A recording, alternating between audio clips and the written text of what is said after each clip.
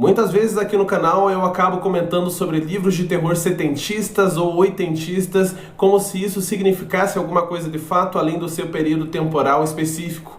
E para mim, de fato, isso significa porque é nesse período que eu, pelo menos, encontro histórias de terror que são muito demarcadas e têm um estilo muito próprio. Assim como nos filmes que a gente encontra uma onda de slasher nos anos 80 e uma onda de casas assombradas dos anos 70, como Poltergeist, na literatura também a gente tem essa marca muito pronunciada, marca esta que bebe da fonte de Shirley Jackson, Edgar Allan Poe e de outras águas, talvez até mais profundas. Vou trazer para vocês então mais um livro que eu posso considerar um dos grandes livros desses períodos, livro esse que me chamou muita atenção também pela capa, que é muito típica daquele período e também por sua história que é quadradinha e ao mesmo tempo cheia de terror por todos os lados. Mas antes eu peço que você, como sempre, se inscreva nesse canal, é muito importante, muito mesmo. Curta esse vídeo e compartilhe com seus amigos que gostam de livros de terror, que são livros antigos e não só esses livros contemporâneos.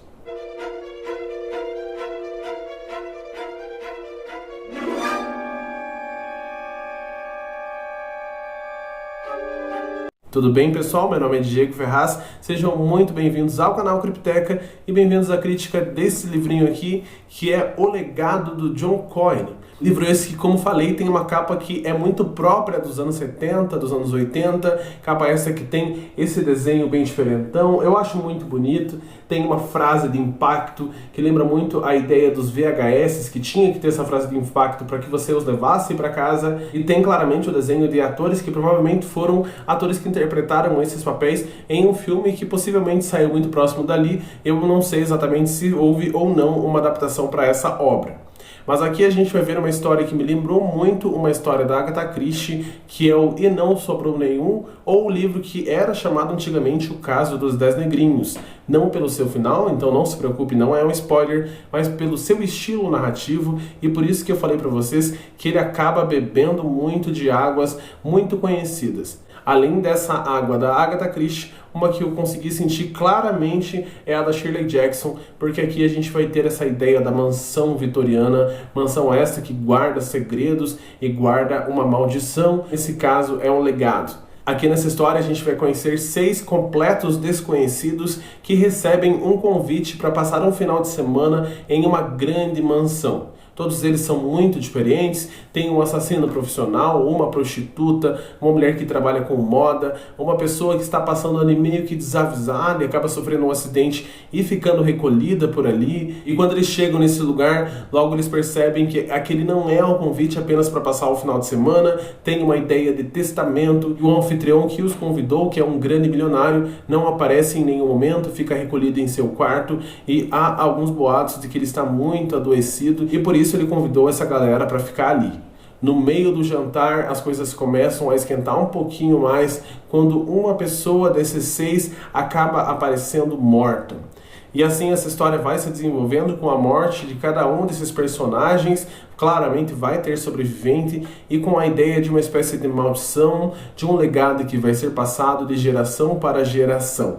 Aqui a gente vai ter um livro muito curioso, como eu falei, lembra muito a ideia da Agatha Christie, que eu já citei por aqui, e tem todo esse limiar entre será que as mortes estão ocorrendo de maneira sobrenatural ou será que estão ocorrendo de maneiras reais. Tem essa figura do gato que é muito emblemática, que é um gato que está por ali na casa, que eu achei muito interessante, e esse livro é muito, como eu falei, um recorte dos anos 70, quase dos anos 80, que ele é de 1978, pelo fato de que ele é escrito pelo John Coyne de uma maneira muito precisa.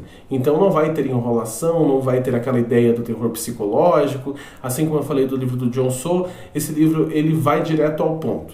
Tem uma história de terror que vai acontecer muito rápido, os personagens não vão demorar muito para falecer, as mortes são muito impactantes, que é aquela coisa muito trazida pelo trash ou até mesmo pelo slasher, e tem esse suspense que de fato é interessante.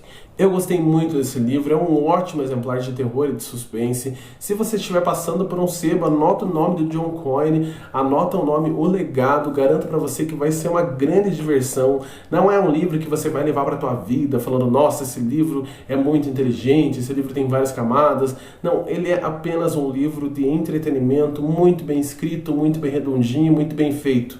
Isso faz muita falta na literatura, porque muitas vezes, para mim, pelo menos, a ideia não só da literatura, mas a ideia até mesmo do cinema do terror, de ficar tentando reinventar a roda a todo momento, se torna cansativa, se torna meio que sem aquela essência do terror, que é nos assustar. E esses livros e essas obras desse período, pelo menos para mim, eles mantinham essa essência um pouco mais vivas, que é a ideia de trazer um terror que é mais visual e um terror que ele não vai perder tempo, um terror imediatista.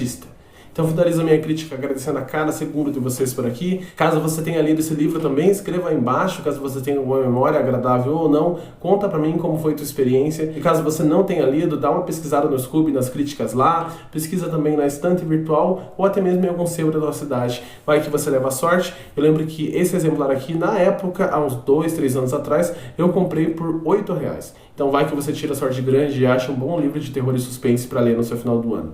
Então, agradeço como sempre a cada segundo de vocês por aqui. E caso você tenham dicas para próximos livros, para próximos filmes, ou até mesmo para próximos vídeos por aqui, é só escrever aí embaixo que com toda certeza eu vou dar maior atenção para cada um dos comentários de vocês.